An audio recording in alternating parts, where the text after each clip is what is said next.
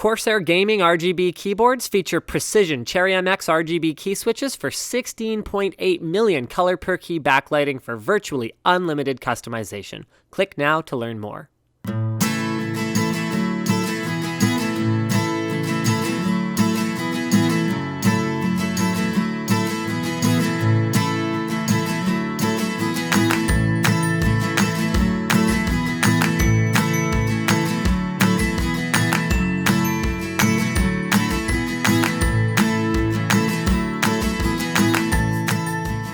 So I don't know what was funnier about the Cherry factory tour, the fact that we showed up in Lederhosen or the fact that they had preemptively arranged for two of the women in their marketing department to show up in Dirndl. In Dirndl. I think it was I'm probably pronouncing that wrong, but Dirndl.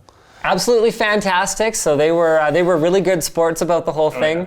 I'm sure it was harder to walk around their workplace dressed like that than it was for us as strangers to. People would recognize them, and they're walking around in like heels and dirndl. Yeah. At the office. And then they're with these two random dudes who have like very low quality, in some cases ripping all over the place lederhosen. Oh man. Yeah, my boxers were totally showing. Oh, definitely. By the end of the day. Yeah. So the first step in the completely unexpected, everything about these just felt over-engineered, but we got to see the acoustic chamber that they use in order to validate not only the loudness of products, but also the sound signature of products. Which was insane. And just to make sure that it's super accurate, they have this very targeted microphone inside and 1.5-ish thick padding on the outside with this double door system that he had to climb into. Well, I looked at it and I went, well, the microphone's next to the switch. In this case, it was an MX RGB blue switch. And I was like, well, okay, but how do you actually press the button while having the door closed? So not being a German engineer, he assumed that you climb inside and press it manually yourself every single time. Turns out that wasn't the answer. They actually have a mechanical finger that presses the switch over and over again for validation, but hey, whatever. My solution would have worked too. Technically, yes. So it's not just for validating that as they make running changes and improvements to Cherry MX that the sound signature stays the same, but they do use it for that. It's also for certifying keyboards to be low noise enough to qualify for...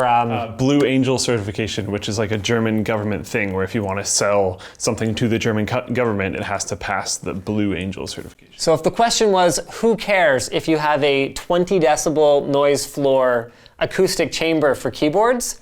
The answer is someone. The next stop in the tour was probably my favorite part, the environmental chambers. So they have this whole hallway of machines that essentially torture test keyboards really torture test. They had a new product in one of them that was going through a cycle of temperature and humidity changes just to validate that in storage it wouldn't be broken by any of aforementioned temperatures and conditions. And so these things are capable of going anywhere from -40 all the way up to plus 180 degrees. So why would that ever matter? Apparently sea freight is a big deal, because if your cargo container is at the top of the ship and it's under the sun for a very long time, that inner area within the metal is going to get really hot. Kinds of things you don't think of. And then the chambers can also handle anywhere from 10% relative humidity all the way up to 98% relative humidity. So of course they loaded one up at -25 degrees through one of the testers that they use to validate their 50 million keystroke cycles. Which doesn't just kind of tap it. It hammers pretty hard. And then they cranked up the humidity in it so we could get this awesome footage of one of their testers running on, what switches were they? Were they MX Blacks? I think so. I think they were MX Blacks, of just this thing being hammered at in the frost, in the cold. Absolutely insane. The craziest machine, in my opinion, was the temperature shock machine. So it goes from, I believe it was 70 degrees, the test that they were running, it could be more drastic than this, but the test that they were running at the point in time was 70 degrees Celsius in the chamber up top, and then there would be an elevator that took 5 seconds, which would bring it down into a separate chamber down below, which was -20 degrees. And it had to be able to not like crack and... Yeah, not have the solder just fail. Just completely give up, which is pretty intense actually. So in the next room, we found the most expensive piece of equipment on this entire trip that I almost broke. It has a joystick, and he went a little bit arcade machine on it, but it was okay. I was driving that thing. So if you've ever seen like a really big warehouse and you see that crane that's on the big rail at the top that can move pretty much wherever it wants. Basically like that. It's pretty much what it was. But much it was faster when you really go on it. When you reef on the joystick, yeah. So it's just an actuation point, but you can program on the computer how you want it to move. So you can check out different batches of switches compared against each other. So they'd go through the environmental testing that we had seen earlier, or it would be, say, something that had just been pressed 50 million times versus something that hadn't, or anything that you want to compare. And you test a batch of switches, and the idea is that you'd look at the exact force required to press it down and then pull it back up, and then you'd also be looking at where the actuation point was for the switch. And the idea is that you'd want to see as much consistency as possible within a batch, and then as much consistency as possible after 50 million keystrokes. So after 50 million keystrokes, it should have either not gotten that much worse or gotten better. And the funny thing about Cherry is that their whole, well, our key switches are validated for 50 million thing is based on this, whereas I don't think we really have any assurance of what up to, let's say, for example, 60 million keystrokes means. Right. Does that mean it performs the same or better, or it still actually functions at all? And Cherry actually has testing up to 100 million. They just wouldn't show us those numbers. They would not show us those numbers I'm guessing at all. they're not quite as perfect anymore at that point. Probably not. So the switch we saw on the last piece had a clear housing. So we can tell it's an MX RGB. So that's from the Corsair Gaming RGB line of keyboards. But one of the coolest things about the RGB keyboards is actually that the way the LEDs are embedded in the PCB instead of in the housing for the key switch makes them less prone to failure due to ESD. But of course there are other electrostatic discharge concerns as well. So this was a pretty cool piece of scientific equipment. What's this thing do? 8,000? 8,000 volts. Over 8,000 volts! So many volts. So he would charge up a metal plate that was on the table and then very confidently make sure that there was no electrostatic charge going from the table up through the keyboard. So he was just typing on it. And the keyboard has to operate, aside from not zapping the person who's using it. Operate flawlessly. So he's using the keyboard while charging the metal table with 8,000 volts.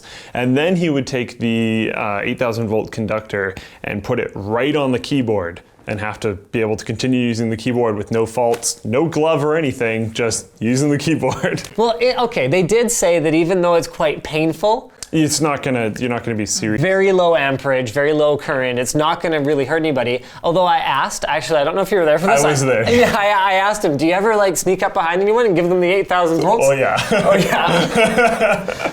So Cherry takes keyboards very seriously, but they can still have some fun. Yeah, apparently. So we got to see Cherry's first mechanical keyboard, which was cool. Made with M8 switches. You what, mate?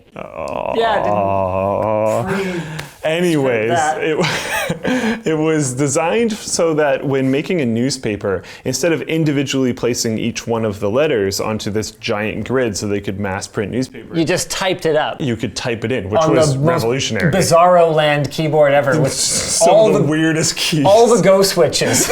Go that way, go this way, go possibly both ways. And apparently spacebar stabilizers. Spacebar stabilizers didn't really seem to be a thing. I don't know if those maybe were in there at the beginning and then were taken out, but fell out. They were definitely not a thing when I was trying it. It was really heavy too. Yeah, super heavy. Full metal construction around the whole thing. So with the original keyboard out of the way, we asked very, very nicely if we would be allowed into the Cherry MX production area. And they were very kind about saying no. Yeah, they wanted to protect their trade secrets. You know, all the improvements that they've made to Cherry MX key switches over the years that have been not quite copied correctly by anyone who might be trying to copy the design. They didn't want anyone to look at that, so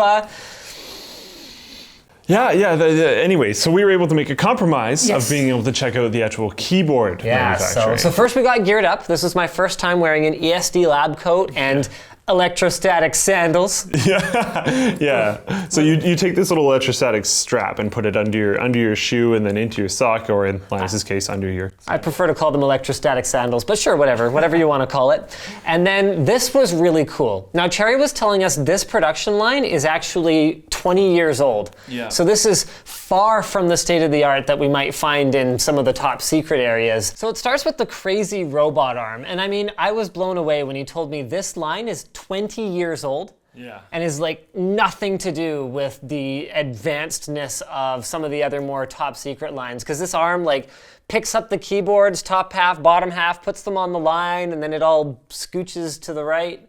To the right, to the right. Oh no. Anyways, these ones, it didn't require individual keycap placement, so we didn't get to see some of the stations running. Yeah, he said it was a lot cooler earlier in the day, but this was like a special order for the German government, so all the keycaps were sort of pre-assembled. So it skipped a lot of the stations. But what's cool is that the stations automatically know if a step doesn't need to be done. Automation. And they just don't do it. Yep. So it went through, and then the next stage actually that we did get to see was it testing all of the switches. So this giant machine that was pre-aligned for every single one of the keycaps would go down and press every single button just to make sure it worked. And I didn't quite believe it when Cherry told us at first that every single product was 100% tested, because I kind of went, really? That's too much, man. But they are. Yeah. And we even saw a keyboard fail. Yeah, we got to see one fail. So the next station, which was the laser engraving station. That was so cool. Which was super cool. That was like the coolest thing ever. Like 2 individual lasers going insanely fast, although apparently slow, because apparently it's a 10-year-old laser engraver and is much slower than all their other ones, but seemed really fast to me, would go through and engrave all the keycaps unless it failed. So when we saw that one going through production fail, it skipped the laser engraving station. There was a big red light that went off, very serious business. Someone ran over and pulled it off the line, inspected it manually, noticed that apparently the machine told them the spacebar failed. So they found that it was the stabilizing wire below the spacebar, which was actually not aligned properly. So he aligned it properly manually, put it back at the beginning of the assembly process, and it went through all the testing again. When it passed, then it got laser engraved, and then it went to packaging. Very cool. I mean, I think the thing that stood out most to me about the entire Cherry tour was the obsessive attention to detail and quality. Testing, validation, secondary validation. For something that I just completely took for granted until I saw what goes into... The amount of science, the amount of everything that goes into these little tiny switches. So I guess that's pretty much it. Huge thanks to Cherry for letting us really take a look under the kimono, so to speak, of their manufacturing process. Thanks to you guys for watching. Like this video if you liked it, dislike it if you disliked it, leave a comment letting us know. Would you like to see more of this kind of behind the scenes factory and product validation coverage from us? And please let us know, because otherwise we don't know what you want to see. Guys, check out the video description for a link to buy a cool t-shirt like the ones I normally wear. You can also give us a monthly contribution or change your Amazon bookmark to one with our affiliate code whenever you buy keyboards or whatever else it is you buy. Thanks again for watching, and as always, don't forget to subscribe. Thanks a lot.